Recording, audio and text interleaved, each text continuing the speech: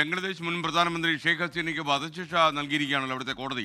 അപ്പോൾ അതിൽ വലിയ പ്രക്ഷോഭം അവരുടെ പാർട്ടിയായ അവാമി ലീഗ് പ്രഖ്യാപിച്ചു എന്ന വാർത്ത വരുന്നുണ്ടല്ലോ. ബംഗ്ലാദേശ് അശാന്തമായോ? അടുത്ത 5 ദിവസം വലിയ പ്രക്ഷോഭമാണ് അവാമി ലീഗ്.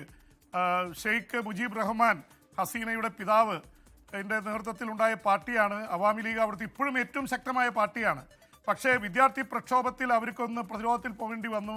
ഷെയ്ഖ് ഹസീനയ്ക്ക് വധശിക്ഷ നൽകാൻ അന്താരാഷ്ട്ര ക്രൈം ട്രിബ്യൂണൽ നടത്തിയിട്ടുള്ള തീരുമാനത്തിനെതിരെ ഇത് ഒടുവിൽ അവാമി ലീഗ് രംഗത്ത് വന്നിരിക്കുന്നു. ഇത് ഇലീഗലാണ്, അനധികൃതമാണ്.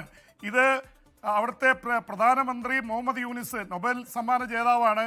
അദ്ദേഹം ഒരു കില്ലർ ഫാസിസ്റ്റാണ്, അതേ കൊലയാളി ഫാസിസ്റ്റാണ് എന്ന് അവാമി ലീഗ് പരസ്യമായി മണിക്കൂറുകളിൽ കുറ്റപ്പെടുത്തിയിരിക്കുന്നു. എന്ന് മാത്രമല്ല, അവർ പ്രക്ഷോഭം ആരംഭിക്കുമ്പോൾ സ്വാഭാവികമായിട്ട് കലാപം ഉണ്ടാവും, വിദ്യാർത്ഥികൾ രംഗത്തിറങ്ങും, രണ്ടു കൂട്ടരും തമ്മിൽ വലിയ രീതിയിലുള്ള ഏറ്റുമുട്ടൽ ഉണ്ടാവാൻ സാധ്യതയുണ്ട്. ഇന്ത്യ എന്തായാലും ഷെയ്ഖ് ഹസീനയുടെ പക്ഷത്ത് നിൽക്കുകയാണ്. കാരണം ഷെയ്ഖ് ഹസീനയുടെ അവാമി ലീഗ് ഇന്ത്യയോടൊപ്പമാണ്. അതേസമയം മറുപക്ഷത്തുള്ള വിദ്യാർത്ഥികളും അവരൊക്കെ പാകിസ്ഥാനും ചൈനയുമായിട്ട് കൂടുതൽ ബന്ധമുണ്ടാക്കുന്നു എന്നുള്ള ആരോപണമുണ്ട്.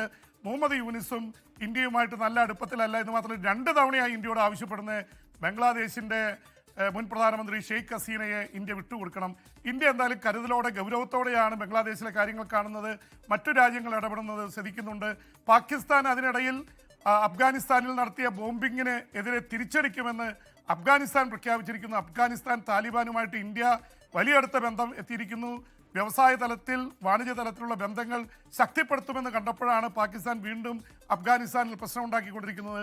അഫ്ഗാനിസ്ഥാൻ താലിബാൻ ഇന്ത്യയോട് അടുക്കുന്നു, ബംഗ്ലാദേശ് പാകിസ്ഥാനോട് അടുക്കുന്നു. അങ്ങനെ നമ്മുടെ ഉപഭൂഖണ്ഡത്തിൽ വലിയ രീതിയിലുള്ള രാഷ്ട്രീയ ശാക്തിക ചേരികൾ ഉണ്ടായിരിക്കുകയാണ്. ലോകത്തെവിടെയായാലും ഏത് സമയത്തും 24 വാർത്തകളും ഓഗ്മെന്റഡ് റിയാലിറ്റി പാക്കേജുകളും എക്സ്പ്ലെയിനറുകളും വിശദമായി കാണാൻ ഞങ്ങളുടെ യൂട്യൂബ് ചാനൽ നിങ്ങൾക്ക് സബ്സ്ക്രൈബ് ചെയ്യാം.